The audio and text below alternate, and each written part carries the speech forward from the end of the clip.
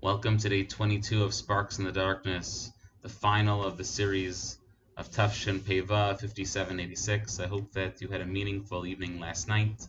You had a meaningful morning this morning.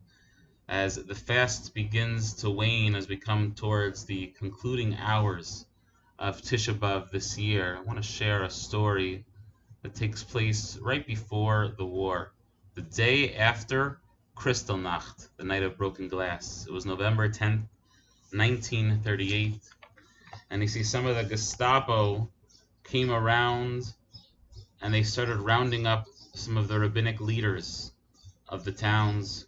They wanted to show them what had happened the night before. They walked in to the home of Rav Michal Monk of blessed memory. He was the Rav of Kahalath Israel Synagogue in Berlin. And they grabbed him, they grabbed some others, and they brought them to the shul. And the Jews, Rav Monk and others, began to cry.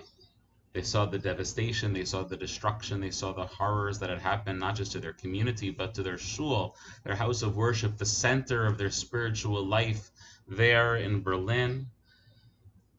The Nazis began to smile. They were basking with joy in the sadness that the Jewish people had.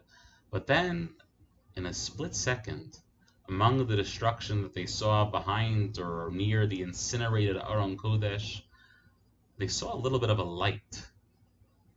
And they realized what that light was. It was the Ner Tamid, the eternal light that we have in all of our shuls that we've had dating back to the Beis HaMikdash, the constant light that represents the fact that Hashem is always there. And in this darkest of moments, somehow the Ner Tamid managed to survive the atrocities that happened the night before. So the Nazis turned to Rav Monk and they said, "Why are you smiling? What is that light over there?" And he said, "You know what that light is? That's the Ner Tamid. It demonstrates that nothing, no one can ever destroy the Jewish people because Hashem is always with us." And the Nazi looked right back at him and he said, I'm going to try to say it in the German, but then we'll translate it into English. Ihr Juden seid ein unverwüstliches Volk. He says, you Jews are an indestructible people. It's amazing how prophetic his words were, not even understanding the gravity of what he was saying. You see, despite the tragedies that we've experienced in every generation, that we mourn today, despite the horrors that we've seen in yesteryear and until today, we know one fact, and that is they've all tried to destroy us. But Hashem has enabled us to come out stronger, not just to survive, but to thrive. As we mourn the destruction that has taken place on this day over the millennia, that continues to take place since we still don't have the temple, since we still don't have the Beit HaMikdash and the rebuilt Yerushalayim, the rebuilt Jerusalem in its glory, we take stock of the fact that the Ner Tamid is always there. There's this reminder for each and every one of us that nothing and no one can ever destroy us because Hashem is on our side. We hope and pray that this should be the last Tisha B'Av that we're sitting on the ground.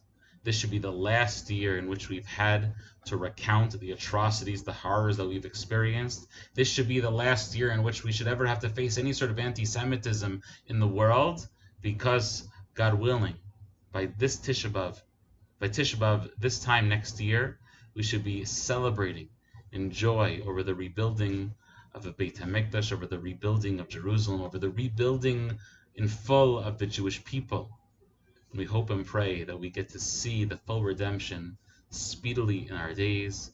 Wish everyone a meaningful rest of your fast. And with that, we thank you for joining us for these last 22 days.